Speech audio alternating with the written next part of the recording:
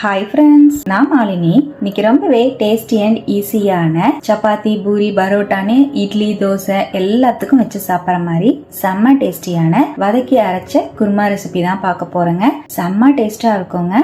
இந்த மாதிரி வெஜ் குருமா ஒரு டைம் செஞ்சு பாருங்க, அடிக்கடி செய்வீங்க. ரொம்பவே டேஸ்டியான இந்த வெஜ் குருமாவை எப்படி செய்யறதுன்னு இப்ப பார்க்கலாங்க. வெஜ் குருமா செய்யறதுக்கு ஃபர்ஸ்ட் கடாயில 2 டீஸ்பூன் ஆயில் ஆட் பண்ணிக்கலாம். 1 டீஸ்பூன் சோம்பு, 1 டீஸ்பூன் ஜீரகம், அரை டீஸ்பூன் குருமிளகு சேர்த்துக்கலாம். குருமிளகு கம்மியா தான் சேர்க்கணும். சின்னதா ஒரு துண்டு பட்டை, 2 ஏலக்காய், 5-6 கிராம்பு சேர்த்துட்டு எல்லாத்தையும் நல்லா வதக்கிக்கலாம். இதோடவே 1 டீஸ்பூன் கசகசா ஆட் பண்ணிக்கலாங்க, நல்லா ஃபிளேவர்ஃபுல்லா இருக்கும். 2 பெரிய வெங்காயத்தை ஸ்லைஸ் பண்ணி சேர்த்துக்கலாம். 7-8 பூண்டு சேர்த்துக்கலாம். 1 இன்ச் இஞ்சி ஆட் பண்ணிக்கலாம். நல்லா வதக்கிக்கலாங்க. வெங்காயம் நல்லா டிரான்ஸ்பரண்ட் ஆகணும், அந்த அளவுக்கு வதக்கி விட்டுக்கலாம். இதோடவே 2 மீடியம் சைஸ் தக்காளி பழத்தை சேர்த்துக்கலாம். நல்லா வதக்கிக்கலாம். பாருங்க, தக்காளியும் நல்லா சாஃப்ட் ஆயிடுச்சு.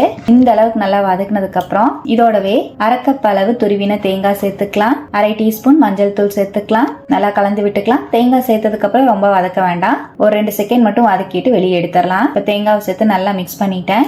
நம்ம வதக்கின எல்லா பொருளையும் மிக்ஸி ஜாருக்கு மாத்திக்கலாங்க.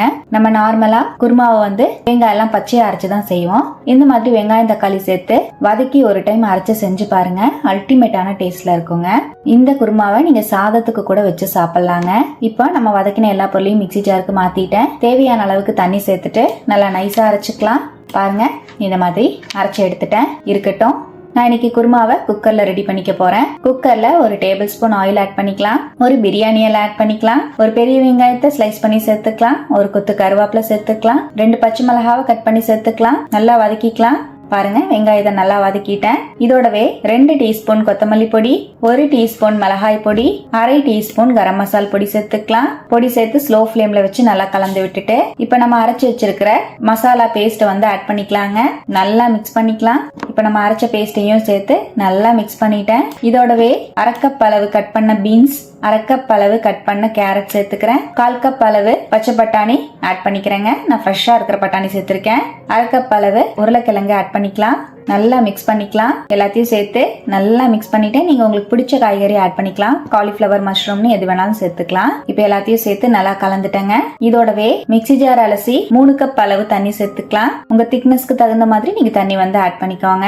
இப்போ 3 கப் அளவு தண்ணி சேர்த்துட்டேன். 1/2 டீஸ்பூன் கல்லுப்பு சேர்த்துக்கலாம். நல்லா மிக்ஸ் பண்ணிக்கலாம். இப்ப நல்லா கலந்துட்டேன். குக்கர் மூடி போட்டு 3 விசில் விட்டு இறக்கிக்கலாங்க. அவ்வளவுதான், நான் 3 விசில் விட்டு இறக்கிட்டேன். ஸ்டீம் நல்லா ரிலீஸ் ஆயிடுச்சு. ஓபன் பண்ணிக்கலாம். நம்மளோட குருமா சூப்பரா ரெடி ஆயிடுச்சு. இப்ப கடைசியா நறுக்கின மல்லித்தலை சேர்த்துக்கலாம். நல்லா கலந்து விட்டுறலாம். நான் இன்னைக்கு இடியாப்பத்துக்கு ரெடி பண்ணிருக்கிறனால கொஞ்சம் தனியா வச்சிருக்கேன். உங்களுக்கு வேணும்னா இன்னும் கூட திக்கா நீங்க ரெடி பண்ணிக்கலாங்க. சப்பாத்தி பூரிக்கெல்லாம் வைக்கும் போது கொஞ்சம் திக்கா வச்சீங்கன்னா இன்னும் சூப்பரா இருக்கும். நம்மளோட டேஸ்டியான வதக்கி அரைச்ச குருமா சூப்பரா ரெடி ஆயிடுச்சுங்க. ரொம்பவே டேஸ்டா அல்டிமேட்டா இருக்கும். சப்பாத்தி, தோசை, இட்லி, பூரி, சாதத்தோட எல்லாம் வச்சு சாப்பிட, பரோட்டாக்கெல்லாம் சூப்பரா இருக்குங்க. கண்டிப்பா இது போல நீங்களும் ட்ரை பண்ணி பாருங்க. இந்த டேஸ்டியான வெஜ் குருமாவை ட்ரை பண்ணிட்டு எப்படி வந்ததுன்னு கமெண்ட்ல மறக்காம என் கூட ஷேர் பண்ணுங்க. நம்ம சேனலை இப்பதான் ஃபர்ஸ்ட் டைம் பாக்குறீங்கன்னா சப்ஸ்கிரைப் பண்ணி பக்கத்துல இருக்கிற பெல் ஐகானை பிரஸ் பண்ணி வச்சுக்கோங்க. லைக் பண்ணிக்கோங்க. ஃப்ரெண்ட்ஸ் அண்ட் ஃபேமிலியோட ஷேர் பண்ண மறக்காதீங்க ஃப்ரெண்ட்ஸ். தேங்க்யூ.